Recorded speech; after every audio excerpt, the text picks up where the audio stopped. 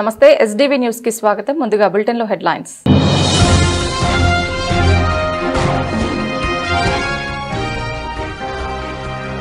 ఎన్టీఆర్ జిల్లా అగ్నిమాపక శాఖ ఆధ్వర్యంలో విజయవాడ పటమటలో మాక్ డ్రిల్. అగ్ని ప్రమాదం జరిగినప్పుడు ఎలా సురక్షితంగా బయటపడాలి వంటి అంశాలపై ప్రజలకు అవగాహన.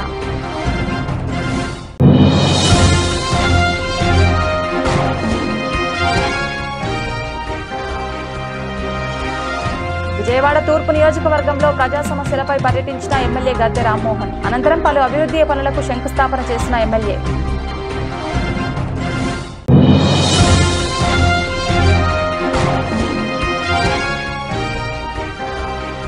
ఆంధ్రప్రదేశ్ టీచర్స్ ఫెడరేషన్ ఆధ్వర్యంలో విజయవాడలో ఉపాధ్యాయుల ధర్నా. వేటీకరణకు అనుకూలంగా తీసుకున్న నిర్ణయాలను వెనక్కి తీసుకోవాలని డిమాండ్.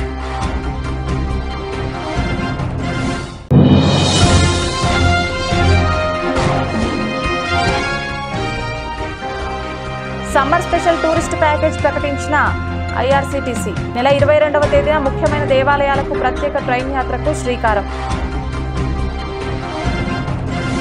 ఫైర్ సైరన్ హారన్లు, అగ్నిమాపక సిబ్బంది పరుగులతో విజయవాడ పట్టణంలోని ఎల్ఈపీఎల్ ఐనాక్స్ ప్రాంగణంలో టెన్షన్ వాతావరణం ఏర్పడింది. పొగలు కమ్ముకున్న ఫ్లోర్ల నుంచి బాధితులను తీసుకురావడం, అంబులెన్స్లో తరలించడం హడావుడిగా మారింది. ఏం జరిగిందో తెలియక ఒక్కసారిగా చుట్టుపక్కల వారు భయభ్రాంతులకు గురయ్యారు. ఫైర్ సేఫ్టీలో భాగంగా మాక్ డ్రిల్ నిర్వహిస్తున్నారని తెలియడంతో అంతా ఊపిరి పీల్చుకున్నారు. ఫైర్ సేఫ్టీలో భాగంగా ఎన్టీఆర్ జిల్లా అగ్నిమాపక శాఖ ఆధ్వర్యంలో విజయవాడ పటమటలోని ఎల్ఈపీఎల్ ఐనాక్స్ ప్రాంగణంలో అవగాహన కార్యక్రమం చేపట్టారు. అగ్ని ప్రమాదం జరిగినప్పుడు ఏ విధంగా అప్రమత్తం అవ్వాలి, ఎలా సురక్షితంగా బయటపడాలి వంటి అంశాలపై బిల్డింగ్లో ఉన్న ఎల్ఈపీఎల్ ఏసీటీ షాపర్ స్టాఫ్ సిబ్బందికి అవేర్నెస్ కల్పించారు. ప్రమాదం సంభవించినప్పుడు అగ్నిమాపక సిబ్బంది ఏ విధంగా బాధితులను రక్షిస్తారో తెలియజేసేలా మాక్ డ్రిల్ నిర్వహించారు. ఫైర్ ఇంజన్ సౌండ్లు, సిబ్బంది, అగ్నిమాపక సిబ్బంది పరుగులు, అధికారులు అరుపులు, అంబులెన్స్ మోటార్లతో మాల్ ప్రాంగణం మారుమోగింది. ఏం జరిగిందో తెలియక చుట్టుపక్కల వారు, వాహనదారులు టెన్షన్ పడ్డారు. అయితే ఫైర్ సేఫ్టీలో భాగంగా మాక్ డ్రిల్ అని తెలియడంతో ఊపిరి పీల్చుకున్నారు. ఈ సందర్భంగా గ్యాస్ బండ నుంచి మంటలు వ్యాప్తి చెందినప్పుడు ఏ విధంగా అదుపు చేయాలి అన్నది ప్రదర్శించారు. ఈ సందర్భంగా జిల్లా అగ్నిమాపక శాఖ అధికారి శంకర్రావు మాట్లాడుతూ ఫైర్ యాక్సిడెంట్లు జరిగినప్పుడు ఏ విధంగా అప్రమత్తమై సురక్షితంగా బయటపడాలన్న విషయాన్ని అందరూ తెలుసుకోవాల్సిన అవసరం ఉందన్నారు. ప్రమాదాలు సంభవించినప్పుడు ఫైర్ డిపార్ట్మెంట్కు సమాచారం అందిస్తే వెంటనే సంఘటన స్థలానికి చేరుకొని మంటలను అదుపు చేయడంతో పాటు బాధితులను రక్షిస్తామని చెప్పారు. ఇప్పుడు మన అందరికీ తెలుసు, దేశంలో చాలా అత్యవసర పరిస్థితి ఉంది. ఈ సందర్భంగా ప్రజల ఆస్తిని ప్రాణాలు కాపాడడానికి అగ్నిమాపక శాఖ తరఫున మేము ఎన్టీఆర్ జిల్లాలో ఉన్న 10 ఫైర్ స్టేషన్లో కూడా ఏరియాలో కూడా ఈ మాక్ డ్రిల్ కండక్ట్ చేయడం జరిగింది. ముఖ్యంగా మన విజయవాడ పట్టణంలో మీ షాప్స్, మా మాల్స్, తర్వాత ముఖ్యంగా బస్ స్టాండు, రైల్వే స్టేషన్, ఈ విధంగా ఏదో జనసమ్మర్దం ఉన్న ప్రాంతాల్లో కూడా మా ఫైర్ సిబ్బంది ఈ మాక్ డ్రిల్ కండక్ట్ చేయడం జరిగింది. ఈ మాక్ డ్రిల్ కండక్ట్ చేయడం వల్ల ఏంటంటే అక్కడున్న ప్రజలు ఏదైనా ప్రమాదం సంభవించినప్పుడు ఏ విధంగా స్పందించాలనేది చాలా వాళ్ళు వివరంగా మా సిబ్బంది అని తెలియపరుస్తున్నారు. ముఖ్యంగా ఈరోజు ఇక్కడ ఈ షాపర్స్ మాల్ లెపిల్ దగ్గర కూడా స్క్రీన్ ఆల్రెడీ 5 స్క్రీన్లు ఉన్నాయి. అందులో కూడా ఇది మళ్ళీ షోస్ నడుస్తున్నాయి. షో నడిచినప్పుడు ఏదైనా ప్రమాదం జరిగితే షో చూస్తున్న ప్రజలు కూడా, తర్వాత అందులో ఉన్న షాప్లో పనిచేస్తున్న సిబ్బంది అందరూ కూడా ఏ విధంగా ప్రమాదం నుంచి బయటకు రావాలి, వచ్చిన తర్వాత ఏ విధంగా స్పందించాలి, తర్వాత ముఖ్యంగా అక్కడ చిక్కుకుంటే వాళ్ళు ఏ విధంగా మనం వెతికి కిందకి తీసుకురావాలనేది కూడా ఇక్కడ ప్రదర్శన చేసి చూపించడం జరిగింది. ఈ విధంగా ప్రజలు తమ ఎప్పుడైతే ప్రమాదం చిక్కున్నప్పుడు ఈ విధమైన కార్యక్రమాల్లో అవగాహన కల్పించడానికి మేము చేస్తున్నాము.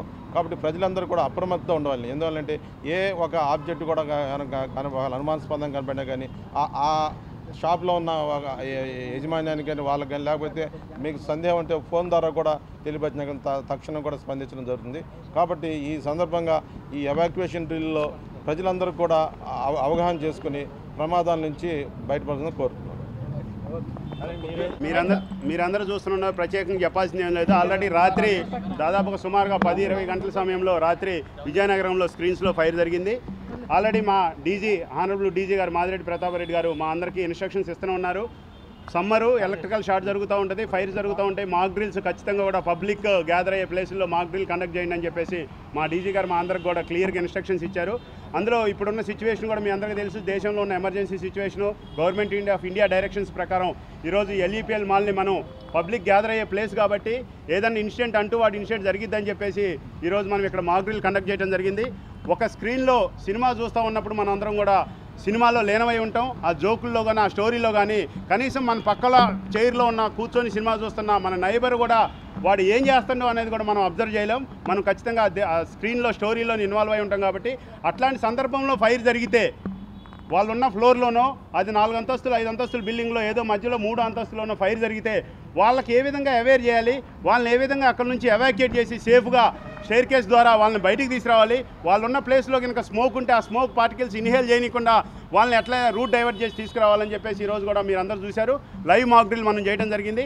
ఆ స్క్రీన్స్లో నుంచి కూడా పీపుల్ని ఎవాక్యుయేట్ చేసి సేఫ్ అసెంబ్లీకి తీసుకురావడం జరిగింది. అదేవిధంగా మధ్యలో ఉన్న ఫ్లోర్లో, జాయిన్ అయిన ఫ్లోర్లో 3rd ఫ్లోర్ యాక్నిక్ కానీ, next 1st and 2nd floor shopper షాప్లో కూడా ప్యారలల్గా ఫైర్ జరిగింది. ఇక్కడ ఒక 4th ఫ్లోర్లో స్క్రీన్స్ దగ్గర రీఫిల్లింగ్ ఏరియా, స్నాక్స్ ఏరియాలో ఫైర్ జరిగితే, అదేవిధంగా అక్కడ షార్ట్, ఎలక్ట్రికల్ షార్ట్ జరిగి మళ్ళీ 1st ఫ్లోర్లో ఉన్న షాపర్ షాప్ దగ్గర కూడా అక్కడ కూడా వాళ్ళ ఏసీ అవుట్డోర్ అనేది ఫైర్ క్యాచ్ కావడం జరిగింది. ఇక్కడ కూడా స్మోక్ అనేది ఎగ్జాక్ట్గా హ్యూజ్ డెన్స్ స్మోక్ అనేది రావడం జరిగింది. అప్పుడు ప్యారలల్గా ఈ ఫ్లోర్లో వాళ్ళని, ఆ ఫ్లోర్లో వాళ్ళని మేము 2 ఫైర్ ఇంజన్లు ఇక్కడికి టర్న్అవుట్ చేశాం. ఆస్తి కోసం సొంత తండ్రిని హత్య చేసిన కొడుకు ఘటన మంగళగిరి బేతపూడి గ్రామంలో చోటు చేసుకుంది. వివరాల్లోకి వెళ్తే మంగళగిరి తాడేపల్లిలోని బేతపూడి గ్రామంలో తండ్రి కొడుకులు ఆస్తి కోసం పలుమార్లు కొట్లాడుకోవడం జరిగేది. ఈ నేపథ్యంలో తండ్రి అడవి శ్రీనివాసరావు వాకింగ్ చేస్తుండగా మార్గ మధ్యలో దారి కాచి బండరాయితో కొడుకు పరమేష్ హత్య చేశాడు. ఈ మేరకు పోలీసులు రంగప్రవేశం చేసి కొడుకును అదుపులోకి తీసుకున్నారు.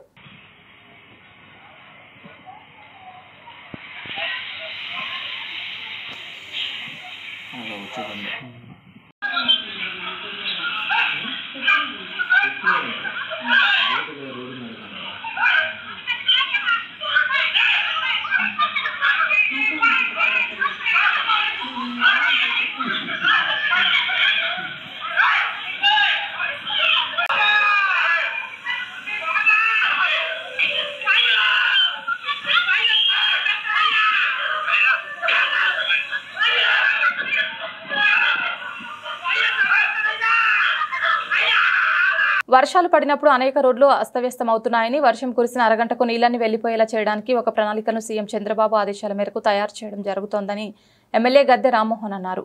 ఆ ప్రణాళికతో విజయవాడలో నీటి చుక్క లేకుండా చేయడానికి 2,000 కోట్ల రూపాయలు అయినా, 3,000 కోట్ల రూపాయలైనా, 100 కోట్లైనా దాన్ని సమకూర్చడానికి సీఎం సిద్ధంగా ఉన్నారని తెలిపారు.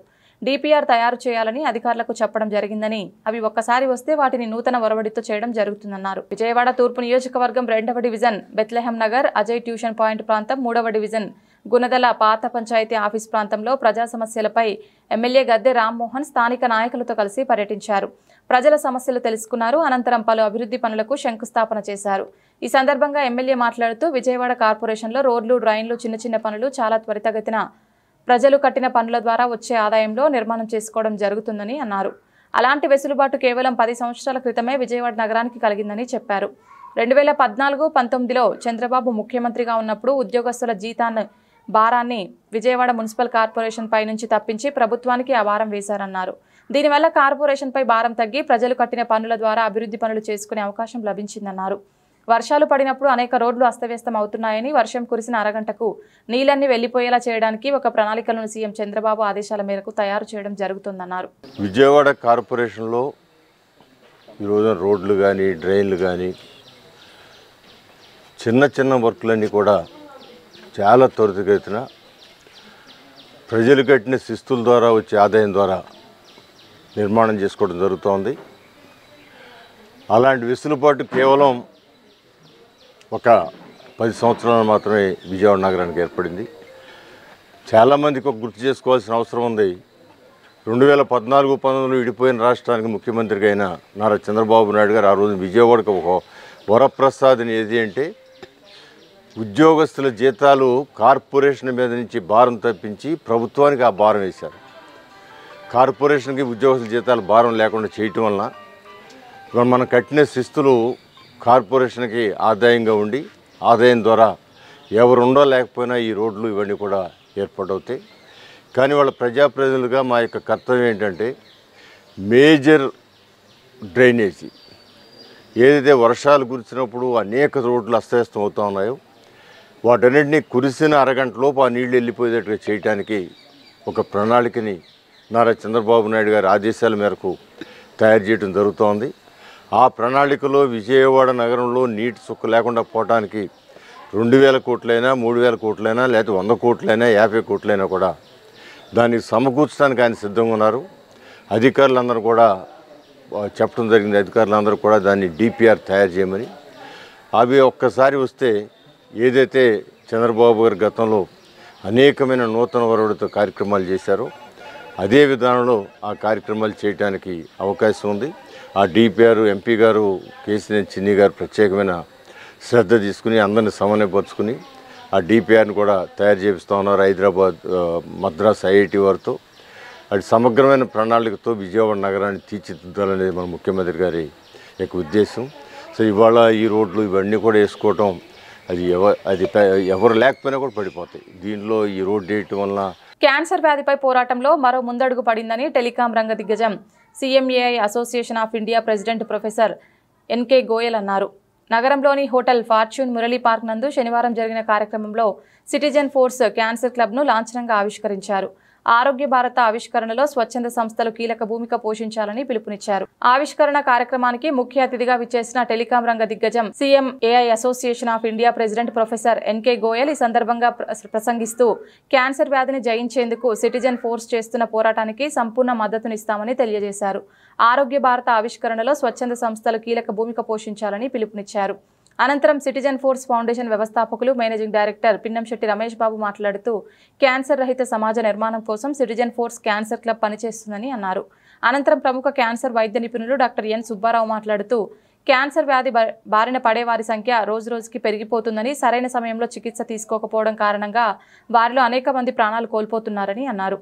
తదనంతరం ప్రఖ్యాత radiologist doctor Vemuri Varaprasad, Indian radiological and imaging association ఉపాధ్యక్షులు డాక్టర్ జీవి మోహన్ ప్రసాద్ మాట్లాడుతూ క్యాన్సర్ వ్యాధిని ప్రాథమిక దశలోనే గుర్తిస్తే చికిత్స ప్రభావవంతంగా ఉంటుందని అన్నారు. ప్రముఖ సినీ నటి సమాజ సేవకురాలు చంద్రాని దాస్ మాట్లాడుతూ సిటిజన్ ఫోర్స్ క్యాన్సర్ క్లబ్ స్వచ్ఛంద సేవలో భాగస్వామి కావడం గొప్ప అవకాశంగా భావిస్తున్నామని తెలిపారు. క్యాన్సర్ యొక్క ఇన్సిడెంట్స్ అంటే ప్రతి ఒక్క 1,00,000 మందికి 100 మందికి క్యాన్సర్ వచ్చేదానికి అవకాశం ఉంది. అట్లాగే ప్రతి 9 లేదా 10 మందికి లైఫ్ స్పాన్లో ఒకరికి క్యాన్సర్ వచ్చేదానికి అవకాశం ఉంది. కాబట్టి ఎందుకంటే ముందుగా గుర్తిస్తే క్యాన్సర్ని అంటే ముందు పబ్లిక్లోకి అవేర్నెస్ అనేది క్రియేట్ చేయాలి. అవేర్నెస్ అంటే ఈ లక్షణాలు ఉంటే క్యాన్సర్ ఉన్నదానికి అవకాశం ఉంది. అది ఒకటి. రెండవ స్టెప్ ప్రివెన్షన్ అంటే స్క్రీనింగ్ మెథడ్స్ అంటే ఒక లేడీస్కి ఉన్నాయి మ్యామోగ్రఫీ, అట్లాగే సర్విక్స్ క్యాన్సర్కి ఇట్లా కొన్ని లక్షణాలు ఉన్నప్పుడు వాటికి స్క్రీనింగ్లో ముందుగానే గుర్తిస్తే క్యూర్ అవుతుంది, ఎర్లీ క్యూర్ అవుతుంది, 100% క్యూర్ అవుతుంది, ప్లస్ ఫైనాన్షియల్ బర్డెన్ తగ్గుతుంది.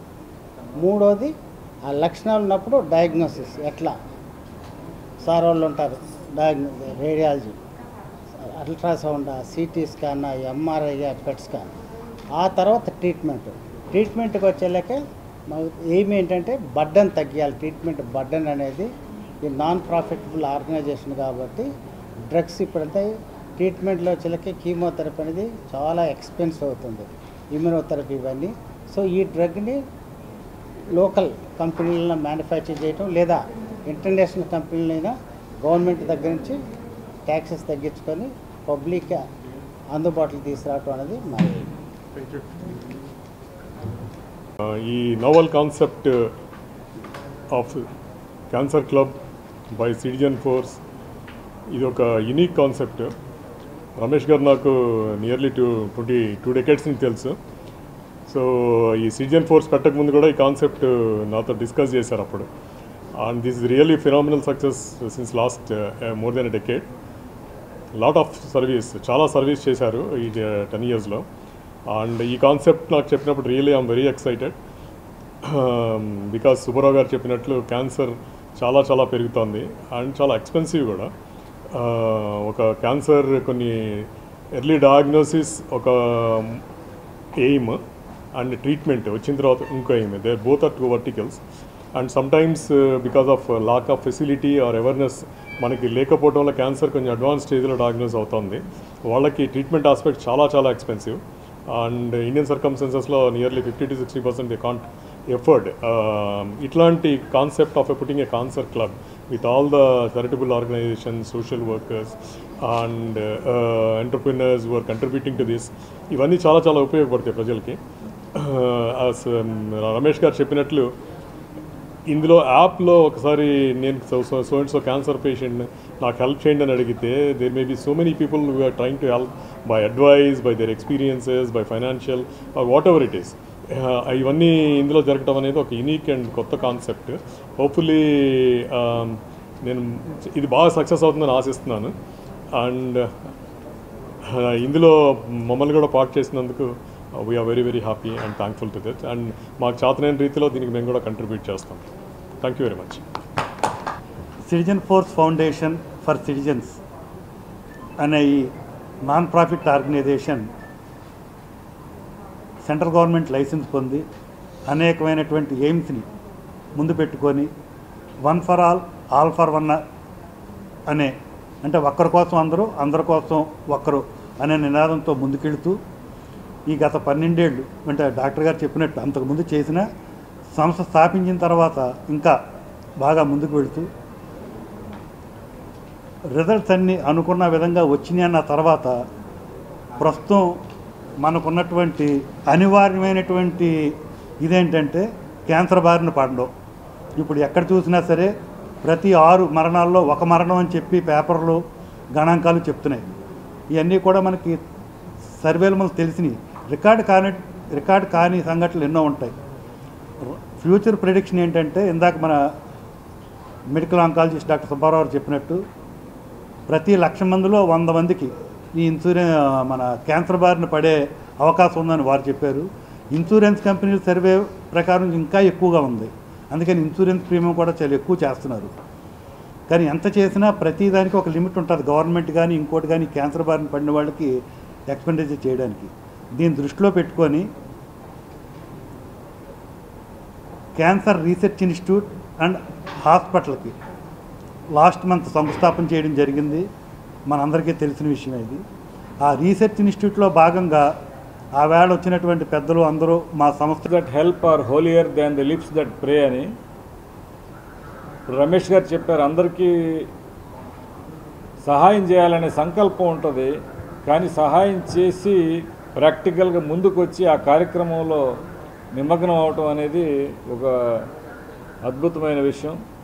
ఈ సిటిజన్స్ ఫోర్స్ క్యాన్సర్ క్లబ్ అనేది గత 12 సంవత్సరాలుగా రమేష్ గారి ఆధ్వర్యంలో స్థాపించి ప్రజలకు మంచి కార్యక్రమాలు చేస్తున్నందుకు ముందుగా వారికి అభినందనలు. మారుతున్న కాలానికి అనుగుణంగా ఇప్పుడు డిజిటలైజ్ యుగంలో యాప్ ద్వారా మరింత మందికి వారి సేవలను అందించడానికి ఇవాళ ఈ యాప్ లాంచ్ చేయటం, దాని ద్వారా అనేక మందిని వాళ్ళ మనసులో ఉన్న సంకల్పానికి ఒక కార్యరూపం కల్పించే అవకాశం కలిగించడం అనేది ఒక మంచి ఆలోచన. మీ అందరికీ తెలుసు, క్యాన్సర్ అనేది ఒక ఎమోషనల్ ఇష్యూ. ఒక క్యాన్సర్ పేషెంట్ ఇంట్లో ఉంటే అది ఇంట్లో అందరికీ కూడా అది ఒక ఎమోషనల్ ఇష్యూ అయిపోతుంది. ఏదో చాలా ఆ కుటుంబం అంతా ఎఫెక్ట్ అయినట్టు, ఒక మనిషి కాదు కుటుంబం వాళ్ళ బంధువర్గం అంతా ఎఫెక్ట్ అయిన ఒక భావన కలుగుతుంది. ఎందుకంటే దాన్ని ఒక మహమ్మారిగా చిత్రీకరించడం జరిగింది. కానీ ఇవాళ క్యాన్సర్ అంత పెద్ద మహమ్మారి కాదు. దాన్ని మనం నిరోధించగలం. క్యాన్సర్లో అనేక అంశాలు ఉన్నాయి.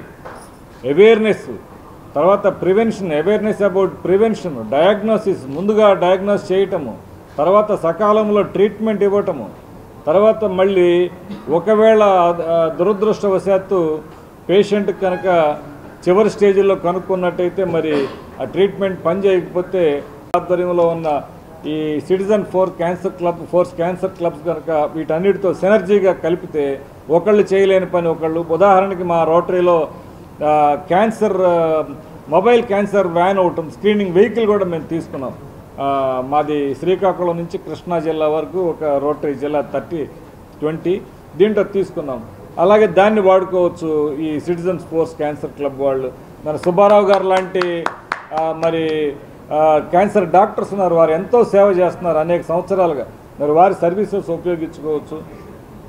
ఇలాగ మనం రీచ్ అనేది ఇంపార్టెంట్ అండి. మనం ఒకటే గమనించాలి, right to live, right to health, right to awareness should not have any geographical barriers or financial barriers.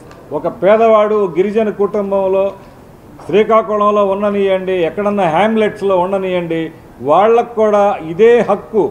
ఈ ధనికుల కుటుంబాల్లో క్యాన్సర్ గురించి ఎంతవరకు అవేర్నెస్ కావాలో ఆ పేదవాళ్ళకు కూడా అంతే అవేర్నెస్ కావాలి. ఇది మన యొక్క సిటిజన్స్ ఫోర్స్ లాంటి స్వచ్ఛంద సంస్థలు ఈ లక్ష్యంతో ప్రతి పౌరుడికి అవేర్నెస్ ద్వారా మనం ఆ క్యాన్సర్ అనేది వాళ్ళ పెద్ద మనం ఎదుర్కోలేని వ్యాధి కాదు, మేము ఉన్నాము మీకు తోడు అనేది చేసుకోవచ్చు. ఈ సక్సెస్ స్టోరీస్ని కూడా మనం and professor MK Goyal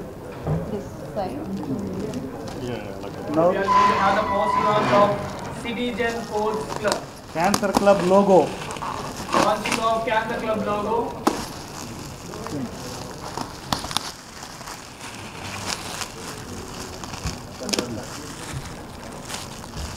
Citizen Force Foundation for Citizens Grand Poster Launch.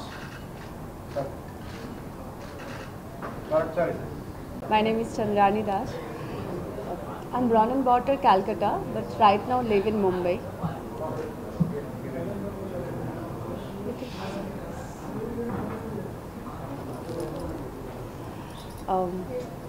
I'm not well actually. I think सबको थोड़ा सा देख के समझ में आ रहे होंगे कि मैं थोड़ा सा मुझे फीवर है because back to back shoot की वजह से एंड मूवीज़ की वजह से मुझे थोड़ा सा टाइम नहीं मिल रहा था. But I am very glad Chaitanya ji and thank you MP sir and बाकी सबको कि मुझे यहाँ पे इनवाइट करने के लिए. This is first time in Vijayawada. I'm little bit nervous because I know cancer क्या है because मेरी grandmother को cancer है and she is suffering in 14 years. अभी भी वो घर पे है but उनका जो health की condition होते हैं वो situation में उनकी जो body हम लोग देखते हैं जैसे situation होता है कैंसर पेशेंट को, तो वो मैंने बचपन से देख के आई हूँ. ये बहुत बड़ी बात है कि एक ऐसे संस्था के साथ मैं जुड़ी हूँ आज के डेट में जिसमें मैं खुद चाहती हूँ कि मैं सबको हेल्प कर पाऊँ. मेरे से ऐसे भी जितना होता है मैं कोशिश करती हूँ कि छोटे बच्चे, फैमिली, ऑर्फनेज, मैं मेरी जितनी सी छोटी सी अर्निंग है मैं उसमें सबको ज़्यादा हेल्प करती हूँ. बट इसमें अगर मैं कैंसर के साथ जुड़ रही हूँ तो मुझे बहुत लोगों की हेल्प करने मिलेंगे बिकॉज आज भी बहुत घर पे लाइट्स नहीं है, बहुत कुछ नहीं है. इवन उनके पास कैंसर के लिए इलाज के लिए कोई पैसे भी नहीं होते. तो ऐसे ऐप अगर उन लोगों को हेल्प करेंगे तो शायद हमारे देश में बहुत लोग बिना कुछ कैंसर के मतलब बच जाएंगे. So thank you so much sir मुझे ऐसे अपॉर्चुनिटी देने के लिए कि मैं आप लोगों के साथ जुड़ पाऊँ. कोशिश करूँगी मैं अपनी बेस्ट देने के लिए. मुझे ज़्यादा तो नॉलेज नहीं है क्योंकि सब डॉक्टर है, मैं डॉक्टर तो हूँ नहीं. आई थिंक कोशिश करूँगी कि आप लोगों से और ज़्यादा मैं नॉलेज इकट्ठा करूँ और बहुत ज़्यादा हेल्प कर पाऊँ जिन लोगों के घर पे सच में कैंसर के लोग होते हैं.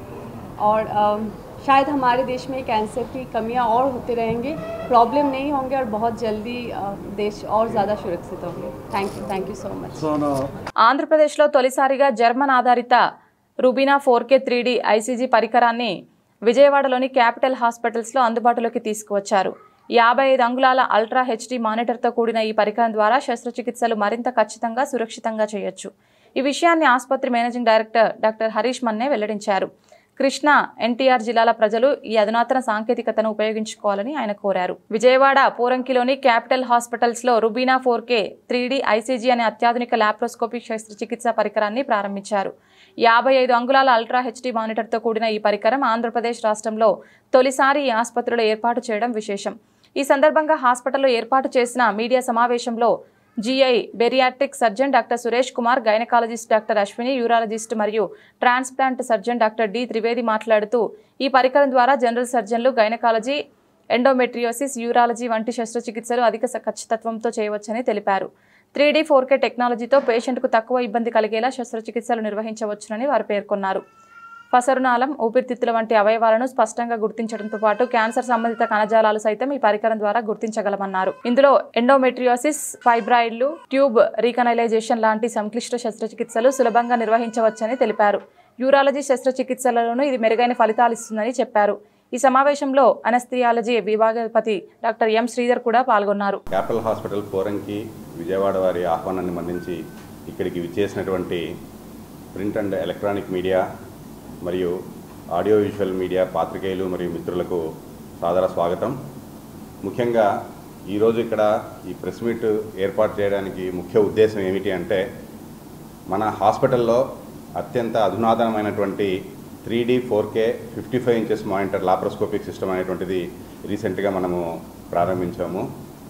దీంతో ముఖ్య అడ్వాంటేజ్, మనకు ఉపయోగం ఏమిటి, నార్మల్గా ఉండేటువంటి లాప్రోస్కోపిక్ సిస్టమ్లకి ఈ 3D 4K లాప్రోస్కోపిక్ సిస్టమ్లకి మనకు తేడా ఏమిటి అని చెప్పేసి అంటే, మనము నార్మల్గా చూసేటువంటి విజన్ కంటే కూడా 3D టెక్నాలజీ తోటి 4K రిజల్యూషన్ తోటి చూసేటువంటి ఇమేజ్ మన కంటికి నార్మల్ చూపు కంటే కూడా 10 రెట్లు ఎక్కువగా సునిశ్చితంగా మనము డీటెయిల్స్గా చూడడానికి వీలవుతూ ఉంటుంది.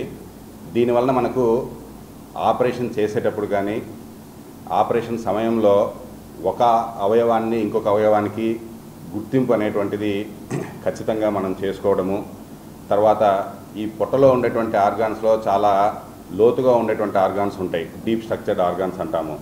అలాంటి వాటన్నిటిని కూడా మనము అత్యంత ఖచ్చితత్వంతో చాలా దగ్గరగా మన నార్మల్ ఐతో దాన్ని 10x ఆప్టికల్ జూమ్తో చూసినటువంటి విధానంలో మనము ఆపరేషన్స్ అనేటువంటివి సక్సెస్ఫుల్గా చేయవచ్చు. దీనివల్ల మనకు ఆపరేషన్ టైంలో ఏదైనా రిస్క్ లాంటివి అంటే తప్పొప్పులు అనేటువంటివి వీలైనంత వరకు దాదాపు 99.9% వరకు మొత్తం మనము తప్పొప్పులు లేకుండా ఖచ్చితత్వంతో Surgeon Capital Hospital. So we are very proud that we have launched 3D 4K in our system, which is the first installation across Andhra. Okay, ఈ 3D 4K laparoscopic system లో అడ్వాంటేజ్ ఆల్రెడీ సురేష్ గారు చెప్పారు. Gynaecology డిపార్ట్మెంట్కి వచ్చేసరికి ఈ 3D 4Kలో చేయగలిగిన advanced surgeries ఏంటంటే difficult endometriosis surgeries. అంటే మనం ఓపెన్ సర్జరీలు కూడా ఏ ఆర్గన్ ఏంటి అని గుర్తుపట్టలేనంతగా అతుక్కుపోయినప్పుడు ఆర్గన్స్ 3D లాప్రోస్కోపిక్ సిస్టంలో చాలా ఫైన్గా చాలా ప్రిసైజ్గా సర్జరీస్ చేయడం అనేది జరుగుతుంది. అట్లానే ట్యూబల్ రీకనలైజేషన్, అంటే ఎవరికైతే ట్యూబెక్టమీ చేసేసారు, ఆల్రెడీ మళ్ళీ ప్రెగ్నెన్సీ కోసం ట్రై చేస్తున్నారు, అట్లాంటి వాళ్ళకి ట్యూబ్స్ రీఓపెన్ చేయడానికి. తర్వాత పెద్ద ఫైబ్రాయిడ్స్, అంటే మనం న్యూస్లో చూస్తూ ఉంటాం 3 kgs ఫైబ్రాయిడ్స్ తీసాం, 4 kgs ఫైబ్రాయిడ్స్ తీసాం లాప్రోస్కోపీలు. ఇట్లాంటి సర్జరీస్ అన్ని చేయడానికి 3D 4K లాప్రోస్కోపీ సిస్టమ్ బాగా హెల్ప్ఫుల్. 3D 4K సిస్టమ్ వల్ల అడ్వాంటేజ్ అంటే యూరోలాజికల్ పరంగా మా డిపార్ట్మెంట్ పరంగా ఏమిటంటే డోనార్ నెఫ్రెక్టమీ, అంటే ట్రాన్స్ప్లాంట్ చేయడానికి కిడ్నీ తీయడానికి అవసరమైన డోనార్ నెఫ్రెక్టమీ, తర్వాత ల్యాబ్ డోనార్ నెఫ్రెక్టమీకి, తర్వాత difficult surgeries like prostate pelvic surgeries, prostate ఆపరేషన్కి, తర్వాత కిడ్నీలో కణితిని మొత్తం కిడ్నీ ఒకప్పుడు ఏంటంటే మొత్తం కిడ్నీని తొలగించేవాళ్ళు, ఇప్పుడు ఓన్లీ కిడ్నీలో కణితి ఎంత ఉంటే కణితి మాత్రం వరకే తీసి కిడ్నీని ప్రిజర్వ్ చేసే సర్జరీస్ అంటే పార్షియల్ నెఫ్రెక్టమీ అని అంటారు. ఇట్లాంటి వాటికి డిఫికల్ట్ సూచరింగ్ టెక్నిక్స్, కిడ్నీ నుంచి యూరిన్ పైప్ కలపడానికి ఉండే వాటికి డిఫికల్ట్ సూచరింగ్ టెక్నిక్స్కి ఈ 3D లాప్రోస్కోపీ చాలా హెల్ప్ఫుల్ అవుతుంది.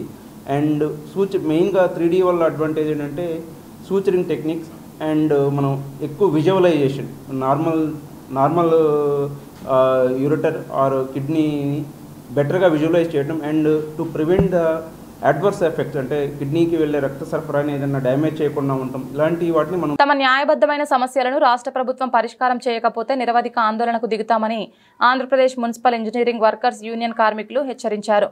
ప్రజాప్రతినిధులు అధికారుల దృష్టికి ఎన్నిసార్లు తీసుకువెళ్లినా పట్టించుకోవడం లేదని ఆవేదన వ్యక్తం చేశారు. Andhra Pradesh municipal engineering workers union ఆధ్వర్యంలో మున్సిపల్ శాఖలో పనిచేస్తున్న ఇంజనీరింగ్ విభాగ కార్మికుల ఆందోళన 3వ రోజుకు చేరింది.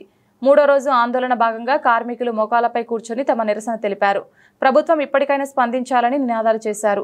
ఈ సందర్భంగా యూనియన్ నగర ప్రధాన కార్యదర్శి పిట్టా మహేష్ బాబు, నగర నాయకులు వేముల జైపాల్ మాట్లాడుతూ అత్యవసర విభాగమైనటువంటి నీటి సరఫరా, వీధి దీపాలు, డ్రైనేజ్ పార్కు మెకానిక్లకు, టౌన్ ప్లానింగ్ మరియు ఇంజనీరింగ్ అన్ని విభాగాల వారికి టెక్నికల్ 29,200, నాన్ టెక్నికల్ 24,500 చొప్పున వేతనాలు ఇవ్వాలన్నారు.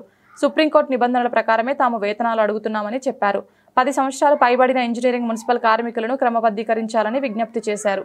ఈరోజు నిరవధిక సమ్మెలో భాగంగా 3వ రోజులోకి మనం వచ్చి ఉన్నాం. ఎందుకంటే జీతాలు పెంచినటువంటి పరిస్థితుల్లో గవర్నమెంట్తో గత గవర్నమెంట్లోనూ ఈ గవర్నమెంట్లోనూ అనేక పర్యాయాలు గవర్నమెంట్లో ఉన్నటువంటి ఆఫీసర్ని అలాగే మంత్రివర్గంలో ఉన్నటువంటి మంత్రులను కూడా కలవటం జరిగింది.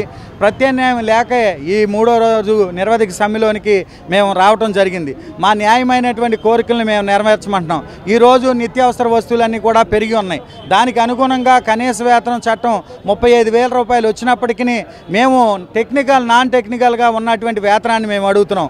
ఇంజనీరింగ్ కార్మికుల్లో ఉన్నటువంటి పార్కులు, వెహికల్ డిపోలో ఉన్నటువంటి మెకానిక్లు, వాటర్ సప్లై ఉన్నటువంటి కార్మికులు, అలాగే స్ట్రీట్ లైట్లు, అనేకమైనటువంటి విభాగాల్లో ఉన్నటువంటి వివిధ విభాగాల్లో ఉన్నటువంటి ఇంజనీరింగ్ కార్మికులందరికీ కూడా టెక్నికల్, నాన్ టెక్నికల్ జీతాన్ని మేము అడగటం జరుగుతుంది. ఎందుకంటే ఈరోజు నిత్యావసర వస్తువులన్నీ కూడా పెరిగి ఉండగా దానికి అనుగుణంగా మేము టెక్నికల్కి 29,200 రూపాయలు, నాన్ టెక్నికల్కి 24,500 రూపాయలు మేము అడగటం జరుగుతుంది. ఎందుకంటే ఈరోజు బతకాలంటే ఒక సాటి కుటుంబం బతకాలంటే 35,000 రూపాయలు ఈరోజు కావాలి. ఎందుకంటే వింతద్దులు, కరెంటు బిల్లులు, అనేకమైనటువంటి నిత్యావసర వస్తువులు పెరగడాన్ని బట్టి దానికి అనుగుణంగా మేము ఈ శాలరీని అడుగుతున్నామండి. దానికి న్యాయమైన డిమాండ్లు ఏంటంటే మాకు దీంతో పాటు సంక్షేమ పథకాలు కూడా కోల్పోయి ఉన్నాం. మేము మా ఆధార్ కార్డు కొడుతుంటే అది పర్మనెంట్ అని చూపిస్తుంది. అలాగే వయో పరిమితి పర్మనెంట్ కార్మికుల వల్లే మమ్మల్ని కూడా 60 సంవత్సరాల నుంచి 62 సంవత్సరాలకి మేము రిటైర్డ్ అయిపోతే మాకు ఎటువంటి బెనిఫిట్స్ లేవండి. ఆ బెనిఫిట్స్ కూడా నెలకు వచ్చేసి 10,000 రూపాయలు రిటైర్మెంట్ అయిన తర్వాత మా కార్మికులు అంతంగా ఏపీ మున్సిపల్ ఇంజనీరింగ్ యూనియన్ ఆధ్వర్యంలో 3వ రోజు సమ్మె చేపట్టాం. విజయవాడ నగరంలో దాదాపుగా వాటర్ సప్లైలో పనిచేసే కార్మికులు 550 మంది పైన ఉన్నారు. అందులో ఇంజనీరింగ్ విభాగంలో వాటర్ సప్లైలో పనిచేసే కార్మికులు, అలాగే అండర్ గ్రౌండ్లో పనిచేసే కార్మికులు, అలాగే పార్కులో పనిచేసే కార్మికులు, వివిధ కేటగిరీలో పనిచేస్తున్నాం. గత సంవత్సరం సమ్మె ఒప్పంద కాలంలో అండర్ గ్రౌండ్ నుంచి పనిచేసే కార్మికులకు జీతాలు పెంచారు. వాటర్ సప్లైలో పనిచేసే కార్మికులకి, పార్కులు, అలాగే ఎలక్ట్రికల్ డిపోలో పనిచేసే కార్మికులు, వెహికల్ డిపోలో పనిచేసే కార్మికులు జీతాలు పెంచలేదు. ఇప్పుడు ఇచ్చే 15,000 రూపాయల జీతంతో కుటుంబం పోషించాలని చాలా కఠిన పరిస్థితిలో ఉంది. కాబట్టి నిత్యావసర సరుకులు ధరలు అనుకూలంగా మాకు కూడా జీతాలు కనీస వేతనం సుప్రీంకోర్టు తీర్పు ప్రకారం 29,000 రూపాయల జీతం ఉండాలి. అలాగే మాకు కూడా గవర్నమెంట్లో ఆప్కోస్లో పనిచేసే కార్మికులకి అందరికీ సంక్షేమ పథకాలు అమలు చేయాలి. ఈ ఆప్కోస్లో పనిచేసే కార్మికులకి సంక్షేమాల పథకాలు అందట్లేదు. అలాగే ఇంట్లో ప్రతి కార్మికుడి ఇంట్లో ఎక్కడో చోట వితంతుల పింఛన్లో లేదు, వృద్ధుల పింఛన్లో, వికలాంగుల పింఛన్లో కూడా కట్ చేసినటువంటి పరిస్థితి ఈరోజు ఆంధ్రప్రదేశ్ ప్రభుత్వం ఈ ఆప్కోస్లో పనిచేసే కార్మికులకి దౌర్భాగ్యం తీసుకొచ్చింది. కాబట్టి మీరు కూడా ఆప్కోన్ చేసి పనిచేసే కార్మికులకి out sourcing and contract basic అని వివిధ రకరకాలుగా పనిచేయించుకుంటున్నారు. గత ప్రభుత్వం వచ్చాక ఈ అవుట్ సోర్సింగ్ కాంట్రాక్ట్ బేసిక్ అందరూ ఆప్కో సిస్టంలో చేశారు. ఈ ఆప్కో సిస్టమ్ ఏదో బాగుంది అనుకుంటే అటు తెల్ల కార్డు, రేషన్ కార్డు కూడా జారీ చేయని పరిస్థితిలో ఉన్నారు. పిల్లల పేరు రేషన్ కార్డు లెక్కట్లేదు. ఇవన్నీ చూసుకుంటే ఈ ఆప్కోసం పనిచేసే కార్మికులకి దారుణమైన పరిస్థితి, కఠినమైన బాధలతో, కఠినమైన హీనంతో బతుకుతున్నాం. పని మనం చంపుకొని ఉద్యోగం చేస్తున్నాము. ఈరోజు విజయవాడ నగరంలో వాటర్ లైన్ ఎక్కడైనా పగిలిపోయిందంటే మీ అందరూ అనుకుంటున్నారు విజయవాడ నగరంలో మోటార్స్ ఇచ్చేస్తే ఏదో మోటార్ నీళ్ళు పైకి వెళ్తున్నాయి, కిందకి వెళ్ళిపోతున్నాయి, ఇళ్ళలోకి వెళ్ళిపోతున్నాయి అనుకుంటున్నారు. కానీ పబ్లిక్ ఇచ్చే నీళ్లు, వర్కర్ పనిచేస్తే నీళ్ళు పక్క సందులోకి నీళ్ళు వెళ్తున్నాయి అంటే ఆ నీళ్ళు మంచిగా వెళ్తున్నాయో లేదో మీరు చూసుకోవట్లేదు. నీళ్ళు వెళ్తున్నాయని చూసుకుంటున్నారు అధికారులు, కమిషనర్ గారిని ఇది చూసుకుంటున్నారు. కానీ ప్రతిపక్షంలో ఉన్నప్పుడు 117 జీవోను రద్దు చేస్తామన్న టీడీపీ పార్టీ అధికారంలోకి వచ్చిన తర్వాత ఉపాధ్యాయులను మోసం చేసిందని ఆంధ్రప్రదేశ్ టీచర్స్ ఫెడరేషన్ నాయకులు వరప్రసాద్ రావు అన్నారు. గత ప్రభుత్వం ప్రారంభించిన విద్యా సంస్కరణలను ప్రస్తుత ప్రభుత్వం కూడా కొనసాగిస్తోందని విమర్శించారు. ఆంధ్రప్రదేశ్ టీచర్స్ ఫెడరేషన్ ఆధ్వర్యంలో ప్రభుత్వ పాఠశాలల విభాగంలో పనిచేస్తున్న ఉపాధ్యాయుల సమస్యల పరిష్కారాన్ని కోరుతూ విజయవాడలోని ధర్నా చౌక్ వద్ద ఉపాధ్యాయులు ధర్నా నిర్వహించారు. ఉపాధ్యాయుల సేవా నిబంధనలు, ప్రమోషన్లు, వేతన సమస్యలు, పదోన్నతులు వంటి అంశాలపై ప్రభుత్వం తక్షణమే స్పందించాలని డిమాండ్ చేస్తూ నినాదాలు చేశారు. అనంతరం వరప్రసాదరావు మాట్లాడుతూ ఉపాధ్యాయులపై పనిభారం తగ్గించాలని, పీఆర్సీ అమలుకు ప్రత్యేక కమిటీ ఏర్పాటు చేయాలని కోరారు. ప్రైవేటీకరణకు అనుకూలంగా తీసుకున్న నిర్ణయాలను వెనక్కి తీసుకోవాలని డిమాండ్ చేశారు.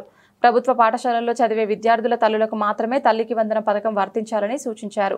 అన్ని పాఠశాలల్లో మాతృభాష మాధ్యమాన్ని కొనసాగించాలన్నారు. విద్యారంగంలో సంస్కరణల పేరుతో అనేక మార్పులు చేపట్టింది. గత ప్రభుత్వం 117 జీవోతో ఆంధ్రప్రదేశ్లో పాఠశాల విద్యని ధ్వంసం చేసే కార్యక్రమానికి పూనుకుంటే ఇవాళ అధికారంలో ఉన్నటువంటి పార్టీ చంద్రబాబు నాయుడు గారు కానీ, లోకేష్ గారు కానీ, మేము అధికారంలోకి వచ్చిన తర్వాత ఆ 117 జీవోని రద్దు చేస్తాము, మెరుగైనటువంటి పాఠశాలలు నిర్మిస్తాము, మెరుగైన విద్యా వ్యవస్థలు అందిస్తాము, ఉపాధ్యాయుల సమస్యలను పరిష్కరిస్తాము, పీఆర్సీ వెంటనే ఇస్తామని చెప్పి వాగ్దానాలు చేశారు. ఆ 117 జీవో ప్రకారం 6 రకాల పాఠశాలలని రాష్ట్రంలో ఏర్పాటు చేస్తే ఇవాళ ప్రతిపాదించినటువంటి పాఠశాలలు 9 రకాల పాఠశాలలని ప్రభుత్వం ప్రతిపాదించింది. 117 జీవోలో 3, 4, 5 తరగతులను కూడా హై స్కూల్స్ పెడితే ఈ రాష్ట్రంలోని మేధావులు, విద్యావేత్తలు, ఉపాధ్యాయులు అందరూ వ్యతిరేకించారు. 3-4 తరగతులు హై స్కూల్లో పెట్టడం సరైనది కాదని మేము వెంటనే రాగానే రద్దు చేస్తామని చెప్పారు. ఇవాళ ఈ ప్రభుత్వం 1200 పాఠశాలల్లో 1వ తరగతి నుంచే 3-4-5 కాదు 1 నుంచే హై స్కూల్లో పెడతా ఉంది. ఫౌండేషన్ పాఠశాలని ఆ ప్రభుత్వం పెట్టిన వాటిని కొనసాగిస్తుంది. 5000 ఫౌండేషన్ పాఠశాలలు పెడతా ఉన్నారు. ఈ 5000 ఫౌండేషన్ పాఠశాలలు 1 సంవత్సరం తర్వాత ఒక్కళ్ళు కూడా ఉండదు, మిగలకుండా పోతాయి. మేము కోరేది ఏంటంటే ఏపీటీఎఫ్గా ప్రతి ఆవాస ప్రాంతంలోనూ ప్రాథమిక పాఠశాల ఉండాలి. ప్రాథమిక పాఠశాల అంటే 5వ తరగతి వరకు ఉండాలి. 1-2 తరగతులు పెట్టేది ప్రాథమిక పాఠశాల కాదు. అది మీరు చెప్పేటువంటి విద్యా హక్కు చట్టానికి, మీరు చెప్పే జాతీయ విద్యా విధానానికి వ్యతిరేకమైంది. అందువల్ల మేము ఆ విధానాన్ని ఖండిస్తున్నాం. ప్రతి గ్రామంలో ప్రాథమిక పాఠశాల ఉండాలి. అలాగే ప్రాథమికోన్నత పాఠశాలల్లో 2 పోస్టుల స్కూల్ అసిస్టెంట్లు ఇస్తామన్నారు. 6, 7, 8 తరగతుల్లో ఉండే సబ్జెక్ట్ చెప్పడానికి సబ్జెక్ట్ టీచర్స్ అవసరం. సైన్స్ కావాలి, మ్యాథ్స్ కావాలి, పిఎస్ కావాలి, ఎన్ఎస్ కావాలి, సోషల్ కావాలి, ఇంగ్లీష్ కావాలి. కానీ 2, 3 ఇస్తామని చెప్పి ప్రభుత్వం ప్రకటించింది. దానివల్ల ఆ విద్యార్థులు చాలా నష్టపోయే పరిస్థితి ఉంది. దాన్ని కూడా మేము ఖండిస్తున్నాం. మీరు ఉన్నత పాఠశాలగా మార్చండి, మార్చలేకపోతే ప్రాథమిక పాఠశాలగా మార్చండి. యూపీ పాఠశాల పెడితే అన్ని సబ్జెక్ట్ టీచర్ పోస్టులు ఇవ్వాలని మేము డిమాండ్ చేస్తూ ఉన్నాం. ఉన్నత పాఠశాలల్లో వర్క్ లోడ్ పెరిగిపోయింది. ఉపాధ్యాయులకి 40 నుంచి 45 పీరియడ్ పనిచేస్తున్నారు. ఆ జీవోలో ఎటువంటి మార్పులు మీరు చేయలేదు. మీరు ఇచ్చినటువంటి రేపు ఇవ్వబోయే జీవోలో కూడా 40 నుంచి 45 పీరియడ్స్ వర్క్ లోడ్ ఉండే పరిస్థితి ఉంది. ఇది చాలా అశాస్త్రీయమైంది. ప్రపంచవ్యాప్తంగా సింధూర్ ఆపరేషన్లో పాకిస్తాన్ సైన్యంతో పోరాడి దేశం కోసం ప్రాణాలర్పించిన అమరవీరుడు మురళీ నాయక్ అని ఎన్టీఆర్ జిల్లా ఇన్ఛార్జ్ సామినేని ఉదయభాను కీర్తించారు. అమరవీరుడైన మురళీ నాయక్ తల్లిదండ్రుల కోరిక మేరకు జిల్లాలో ఆయన విగ్రహాన్ని ఏర్పాటు చేయనున్నట్లు వెల్లడించారు. యుద్ధంలో పాకిస్తాన్ తోకముడిచి పారిపోతుందన్నారు. ప్రస్తుతం జరుగుతున్న ఇండియా పాకిస్తాన్ యుద్ధంలో దేశం కోసం ప్రాణాలర్పించిన వీర జవాన్ మురళీ నాయక్ చిత్రపటానికి కాళేశ్వరరావు మార్కెట్ సెంటర్లో జనసేన పార్టీ ఆధ్వర్యంలో ఘన నివాళులర్పించారు.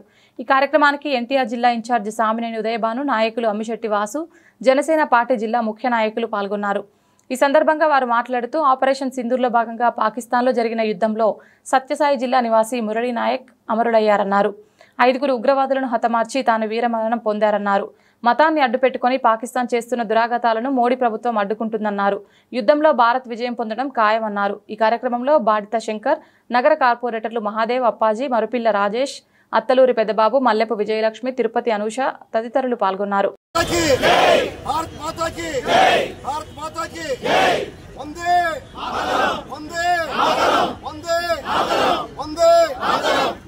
మన భారతదేశం కోసం ప్రాణాలు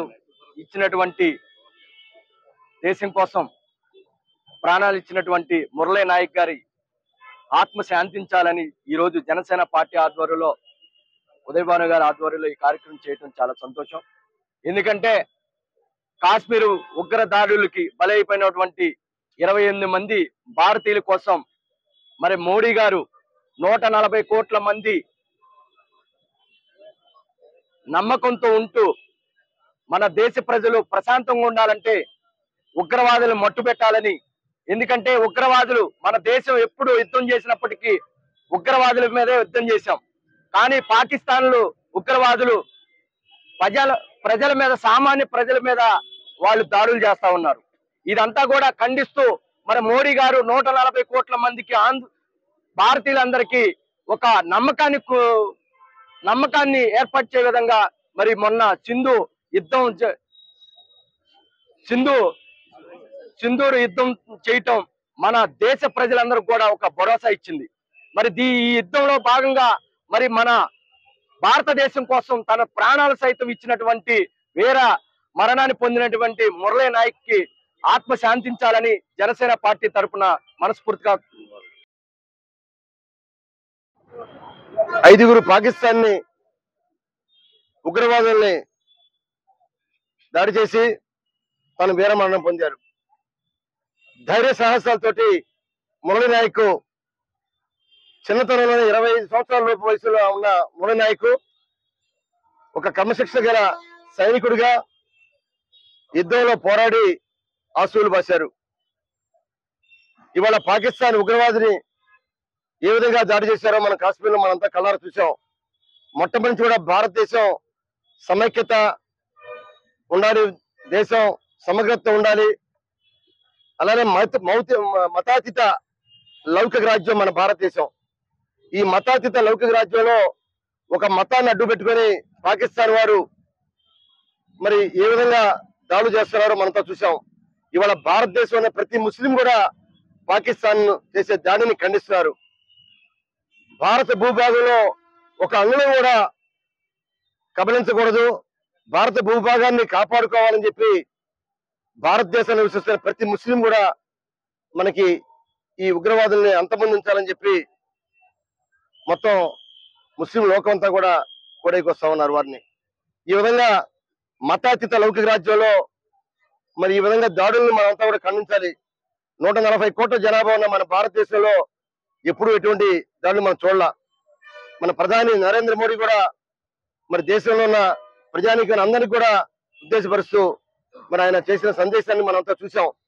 ఇవాళ దేశంలో అన్ని రాజకీయ పార్టీలు అందరూ కూడా ముక్త కంఠంతో ఇవాళ పాకిస్తాన్ ఎదుర్కోవాలి, భారతదేశాన్ని కాపాడుకోవాలి, ఈ ఉగ్రవాదుల్ని తీవ్రంగా ఖండించాలి. ఉగ్రవాదుల్ని కృష్ణానది జలాలను నదిని పరిష్కరించుకోవాల్సిన బాధ్యత మనందరిపై ఉందని జనసేన పార్టీ ఎన్టీఆర్ జిల్లా ఇన్ఛార్జి సామినేని ఉదయభాను పేర్కొన్నారు. కృష్ణానదిని కాలుష్యం ఆక్రమణల నుండి కాపాడేందుకు చేపట్టిన కృష్ణా జలయాత్రకు తమ పూర్తి మద్దతు ఉంటుందన్నారు. జనసేన పార్టీ పర్యావరణ విభాగ ప్రధాన కార్యదర్శి బొల్లిశెట్టి సత్యనారాయణ, అనుమోలు గాంధీ ఆధ్వర్యంలో హంసలదీవి నుండి మొదలైన కృష్ణా జలయాత్ర విజయవాడ దుర్గాఘాట్కు శనివారం చేరుకుంది. ఈ యాత్రకు మద్దతుగా మాజీ ఎమ్మెల్యే సామినేని ఉదయభాను, ఇతర పురప్రముఖులు, పర్యావరణ ప్రేమికులు హాజరయ్యారు. ఈ సందర్భంగా ఉదయభాను మాట్లాడుతూ హంసలదీవి నుండి మహారాష్ట్రలోని కృష్ణానది జన్మస్థలం మహాబలేశ్వర్ వరకు ఈ యాత్ర కొనసాగుతుందన్నారు. విజయవాడ కనకదుర్గ ఘాట్, శ్రీశైలం, సంగమేశ్వరం, అలంపూర్, కూడల్ సంగం, అల్మట్టి, సతారా మీదుగా కృష్ణానది జన్మస్థలం మహాబలేశ్వర్ చేరుకుంటుందన్నారు. కృష్ణానదిని కాలుష్యం నుంచి, ఆక్రమణల నుంచి కాపాడి భావితరాలకు సురక్షితమైన కృష్ణానది జలాలను అందించాలన్న ఉద్దేశంతో కృష్ణా పరివాహక ప్రాంతాల్లో ఉన్న ప్రజలను, విద్యార్థులను, మేధావులను సమన్వయపరిచి వారికి అవగాహన కల్పించి కృష్ణానదిని పరిష్కరించుకోవాలనే భావన కల్పించడం ఈ యాత్ర యొక్క ముఖ్య ఉద్దేశమన్నారు.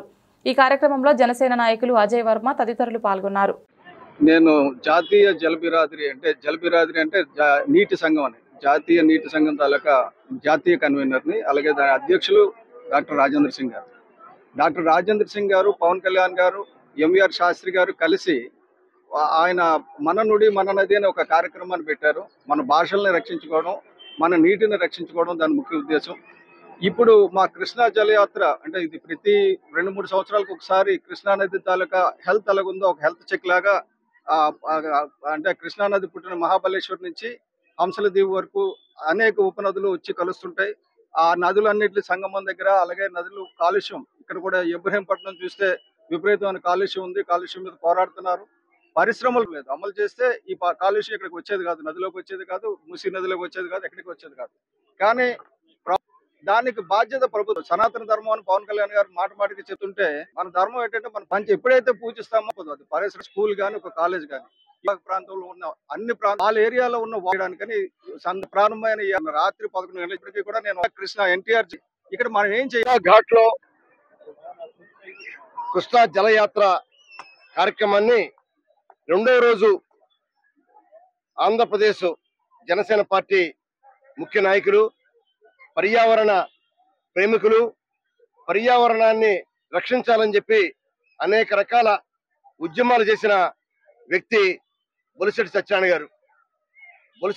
గారు జనసేన పార్టీ అధినేత పవన్ కళ్యాణ్ గారు పిలుపు మేరకు కృష్ణానదిని రక్షించాలి, కృష్ణానది పరివాహ ప్రాంతాన్ని రక్షించాలి, కృష్ణానదిలో ఎటువంటి వ్యర్థ పదార్థాలు కలవకూడదు, అలానే కృష్ణానదిలో కలిసే రసాయనాలు, పరిశ్రమల్లో వచ్చే రసాయనాలు కలవకూడదు. ఈ విధంగా కృష్ణానది పుట్టింది మహారాష్ట్రలో మహాబలేశ్వరం. అక్కడ నుండి మహారాష్ట్ర నుండి కర్ణాటకకి, తెలంగాణ, ఆంధ్రప్రదేశ్ 4 రాష్ట్రాల్లో 1400 కిలోమీటర్లు ప్రవహిస్తుంది కృష్ణానది. అటువంటి కృష్ణానదిని నీటిని కాపాడుకోవాలి, నీటిని శుభ్రంగా ఉంచాలి. మనం త్రాగే నీరు, మన ఆరోగ్యాలు బాగుండాలి. పూర్వం ఒక బిందెతోటి నీళ్లు పుచ్చుకుంటే కృష్ణానదిలో ఎటువంటి అనారోగ్యం ఉండేది కాదు. ఇవాళ కృష్ణానదిలో ఏదైనా బిందెతోటి నీళ్లు తీసుకుంటే ఐఆర్సీటీ సమ్మర్ స్పెషల్ టూరిస్ట్ ప్యాకేజీల భాగంగా ఈ నెల 22వ తేదీన అరుణాచలం, మదురై, రామేశ్వరంతో పాటు ముఖ్యమైన దేవాలయాలకు ప్రత్యేక ట్రైన్ యాత్రకు శ్రీకారం చుట్టామని ఐఆర్టీసీ రైల్వే మేనేజర్ ఎం రాజా తెలిపారు. ప్రతి వేసవి సీజన్లో రైల్వే ప్రయాణికుల కోసం ప్రత్యేక ట్రైన్లు ఏర్పాటుతో పాటు దేశంలో ముఖ్యమైన దేవాలయాల దర్శనం కోసం భక్తులకు ప్రత్యేకంగా ట్రైన్లు అందుబాటులోకి తీసుకోవడం జరిగిందని, ఈ అవకాశాన్ని భక్తులు సద్వినియోగం చేసుకోవాలని పేర్కొన్నారు. జూన్ 16వ తేదీ వరకు దేశంలోని ముఖ్యమైన హరిద్వార్, రిషికేశ్, కన్యాకుమారి, రామేశ్వరం, మదురై, త్రివేంద్రం, తంజావూర్, అయోధ్య దేవస్థానం సందర్శన కోసం ప్రత్యేక ట్రైన్లు అందుబాటులోకి తీసుకురావడం జరిగిందని చెప్పారు. భారత్ గౌరవ్ టూరిస్ట్ ట్రైన్స్ ఏదైతే ఉందో ఐఆర్సిటీసీ గారి ప్రత్యేకమైన ట్రైన్ ఇది. దీంట్లో 14 బోగీలు ఉంటాయి, 7 స్లీపర్ క్లాస్ కోచ్లు, 3 థర్డ్ ఏసీ కోచ్లు, 1 సెకండ్ ఏసీ కోచ్ ఉంటుంది, ఒక ప్యాంట్రీ కార్ ఉంటుంది. దీంట్లోనే ఫుడ్ కూడా తయారు చేసి సుమారుగా 716 మందిని మేము తీసుకెళ్తాం ఈ టూర్లో. ఒక్కొక్క టూర్లోని దీంట్లో టోటల్గా అందరికి కూడా ఇందులోనే మేము భోజనాల్లో వేరువేడిగా ప్రిపేర్ చేసి మేము డిఫరెంట్ ఐటినరీస్ ప్రిపేర్ చేస్తాం. అవి నేను ఎక్స్ప్లెయిన్ చేస్తానండి. ఇప్పుడు 22 మేలోని మేము సౌత్ ఇండియా పక్క తీసుకెళ్తున్నాం. 22 మే స్టార్ట్ అయ్యి 8 nights 9 days ప్యాకేజ్ టూర్ ఇది. దీంట్లోని టోటల్గా మేము అరుణాచలం, మదురై, రామేశ్వరం, కన్యాకుమారి, త్రివేంద్రం, ట్రిచి, తంజావూరు ఇలా అన్ని ప్లేసులు కవర్ చేసుకుంటూ మేము వాళ్ళని మళ్ళీ హైదరాబాద్కి తీసుకురావడం జరుగుతుంది. ఇది వయా విజయవాడ అవుతుంది. హైదరాబాద్ నుంచి స్టార్ట్ అయ్యి వయా విజయవాడ మీదుగా వయా ఒంగోలు, నెల్లూరు, కింద రేణిగుంట మీదుగా వెళ్ళి మేము 2 అంటే తెలంగాణ, ఆంధ్ర 2 ప్రాంతాలు కవర్ చేసుకుంటూ మేము వాళ్ళని ఈ సౌత్ ఇండియా దర్శనం భారత్ గౌరవ్ టూరిస్ట్ ట్రైన్ ద్వారా నిర్వహించడం జరుగుతుంది. ఈ దీంట్లోని ధర ఏదైతే ఉందో 14,700 రూపాయల ధర అండి. టోటల్గా సౌత్ ఇండియా టూర్కి 14,700 రూపాయలు. 22/5 స్టార్ట్ అయ్యి 8 nights 9 days ప్యాకేజ్ టూర్ ఇది. 30వ తారీఖు వరకు 35 వరకు ఈ సమ్మర్ స్పెషల్ కింద మేము నడపడం జరుగుతుంది. ఇది సౌత్ ఇండియా కాబట్టి మొత్తం దీంట్లోని అన్నీ కూడా రిలీజియస్ ప్లేసెస్, కన్యాకుమారిలో బీచ్ అది కూడా కవర్ చేయడం జరుగుతుంది. సో ఫ్యామిలీస్ అంతా కూడా ఇది ప్రిఫర్ చేసుకొని వాళ్ళు ట్రావెల్ చేయాలని మనవి చేస్తున్నాం. వాళ్ళు బుక్ చేసుకోవాలనుకున్న వాళ్ళు మా వెబ్సైట్ ఆన్లైన్ ద్వారా www.irctctourism.com ద్వారా బుక్ చేసుకోవచ్చు. ఐఆర్సిటీసీ ద్వారా నిర్వహించబడే భారత్ గౌరవ్ రైలు ఇది ప్రత్యేకంగా టూరిజం కోసం ఏర్పాటు చేయబడిన ప్రత్యేకమైన రైలు అండి. దీంట్లో ప్రత్యేకమైన ప్యాంట్రీ కార్ని కూడా ఏర్పాటు చేయడం జరిగింది. అలాగే ప్రతి కోచ్కి కూడా ఒక సెక్యూరిటీ గార్డ్ని ఏర్పాటు చేయడం జరుగుతుంది. ఇవి యాత్రికులకి ఎంతో సేఫెస్ట్ జర్నీ ప్రొవైడ్ చేసే ఒక కార్యక్రమంగా చేసుకున్నాము. అలాగే ప్రతి ప్రాంతంలో కూడా ఎక్కడైతే యాత్రికులు సందర్శించే పరిస్థితి ఉంటుందో అక్కడ ప్రత్యేక బస్సులు ఏర్పాటు చేయడం జరుగుతుంది. ఈ బస్సుల్లో కూడా ప్రతి బస్సులో కూడా టూర్ గైడ్ వాళ్ళతో పాటు ప్రయాణిస్తారు. అలాగే ఎక్కడైతే బస చేయాల్సి ఉంటుందో అన్ని చోట్ల కూడా మంచి సదుపాయాలతో కూడిన హోటల్స్ని ఎంగేజ్ చేసుకోవడం జరిగింది. సో యాత్రికులకి ఇది ఒక మంచి అవకాశంగా మేము తెలియజేస్తున్నాము. మరి ముఖ్యంగా 22 మేన నిర్వహించబడే దివ్య దక్షిణ యాత్ర దీంట్లో అరుణాచలం, రామేశ్వరం, మదురై, కన్యాకుమారి, త్రివేంద్రం, త్రిచి మరియు తంజావూరు ఈ ప్రాంతాలని సందర్శించే అవకాశం అందరికీ కల్పించడం జరుగుతుంది. ముఖ్యంగా అరుణాచలం వెళ్దాం అనుకున్న ప్రయాణికులకి రిజర్వేషన్స్ అనేది అందుబాటులో ఎక్కువగా ఉండవు. సో ఈ సదుపాయాన్ని ఉపయోగించుకొని ఈ ఐఆర్సీటీసీ ద్వారా నిర్వహించబడే ఈ భారత్ గౌరవ్ యాత్రని ఉపయోగించుకోవాల్సిందిగా అందరినీ కోరుతున్నాను. Thank you. టీడీపీ యువ నాయకుడు, న్యాయవాది బోండా రవితేజ జన్మదిన వేడుకలు సెంట్రల్ టీడీపీ కార్యాలయం నందు ఘనంగా జరిగాయి. టీడీపీ కుటుంబ సభ్యులు, అభిమానులు పెద్ద ఎత్తున ఈ కార్యక్రమంలో పాల్గొని రవితేజకు జన్మదిన శుభాకాంక్షలు తెలియజేశారు. నియోజకవర్గ అభివృద్ధికి తన వంతు సహాయ సహకారాలు ఎల్లప్పుడూ అందిస్తూనే ఉంటానని ఆయన స్పష్టం చేశారు. సెంట్రల్ నియోజకవర్గ తెలుగుదేశం పార్టీ యువ నాయకుడు, ప్రముఖ న్యాయవాది బోండా రవితేజ జన్మదిన వేడుకలు శనివారం ఉదయం సింగ్ నగర్లోని టీడీపీ కార్యాలయంలో ఘనంగా జరిగాయి. ప్రభుత్వ విప్ ఎమ్మెల్యే బోండా ఉమామహేశ్వరరావు ఆధ్వర్యంలో కేక్ కట్ చేసి కార్యకర్తలకు మిఠాయిలు పంపిణీ చేశారు. పెద్ద సంఖ్యలో హాజరైన పార్టీ కార్యకర్తలు, అభిమానులు రవితేజకు శుభాకాంక్షలు తెలియజేసి శాలువాలు కప్పి సన్మానించారు. ఈ సందర్భంగా బోండా ఉమా మాట్లాడుతూ రవితేజ చిన్ననాటి నుంచే సామాజిక చైతన్యంతో సేవా కార్యక్రమాల్లో పాల్గొంటూ ముందుకు సాగుతున్నారని అన్నారు. పెద్ద కుమారుడు సిద్ధార్థతో కలిసి పార్టీ కార్యకర్తలకు అండగా ఉంటూ సమస్యల పరిష్కారానికి కృషి చేస్తున్నారని చెప్పారు. భవిష్యత్తులో రవితేజ మరింత ఉన్నత స్థాయికి ఎదగాలని ఆకాంక్షిస్తున్నట్లు పేర్కొన్నారు. అనంతరం బోండా రవితేజ మాట్లాడుతూ జమ్మూ కాశ్మీర్లో ఆపరేషన్ సింధూర్ సందర్భంగా వీరమరణం పొందిన రాష్ట్ర జవాన్ మురళీ నాయక్ త్యాగం మరువలేనిదని అన్నారు. ఆయన కుటుంబానికి అన్ని విధాలుగా అండగా ఉంటామని హామీ ఇచ్చారు. ఈరోజు సోదరుడు బోండా రవితేజ పుట్టినరోజు వేడుకలు విజయవాడ సెంట్రల్ నియోజకవర్గ కార్యాలయంలో అభిమానులు, తెలుగుదేశం పార్టీ శ్రేణులు, సెంట్రల్ ఎమ్మెల్యే శ్రీ బోండా ఉమా గారి ఆధ్వర్యంలో చాలా ఘనంగా కూడా ఇక్కడ అభిమానులందరూ కూడా చేశారు.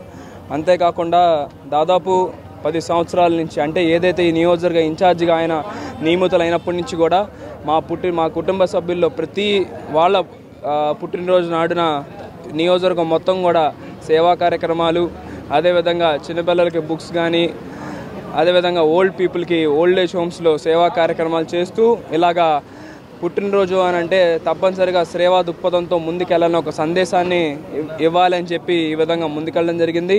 చాలా సంతోషంగా ఉంది.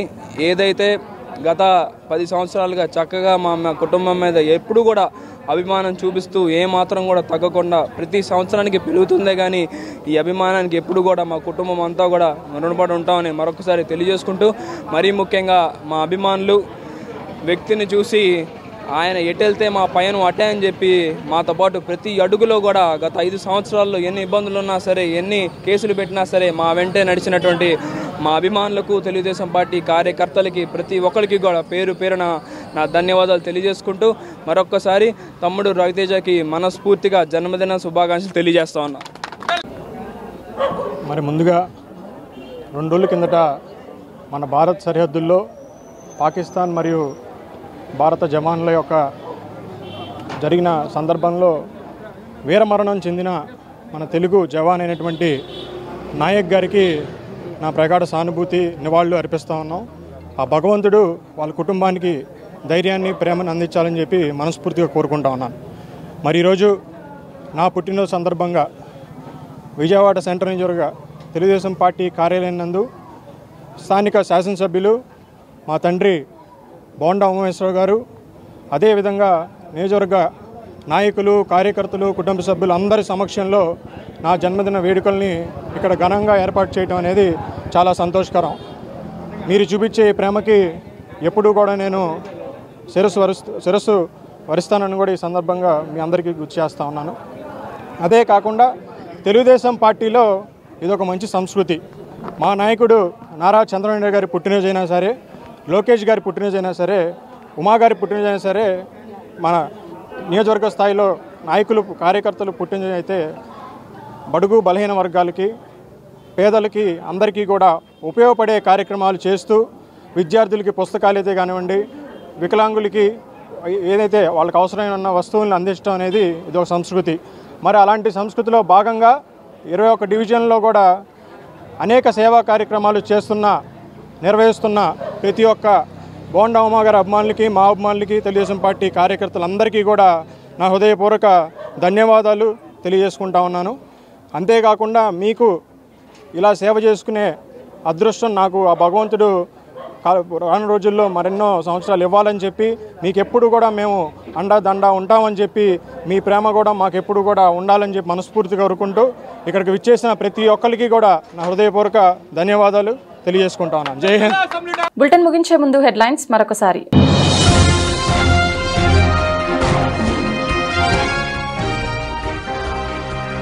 ఎన్టీఆర్ జిల్లా అగ్నిమాపక శాఖ ఆధ్వర్యంలో విజయవాడ పటమటలో మాక్ డ్రిల్. అగ్ని ప్రమాదం జరిగినప్పుడు ఎలా సురక్షితంగా బయటపడాలి వంటి అంశాలపై ప్రజలకు అవగాహన.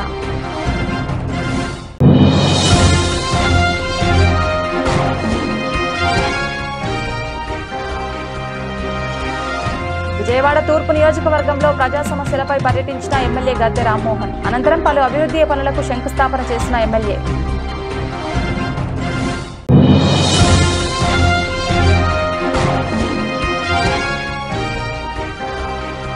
ఆంధ్రప్రదేశ్ టీచర్స్ ఫెడరేషన్ ఆధ్వర్యంలో విజయవాడలో ఉపాధ్యాయుల ధర్నా. వేటీకరణకు అనుకూలంగా తీసుకున్న నిర్ణయాలను వెనక్కి తీసుకోవాలని డిమాండ్.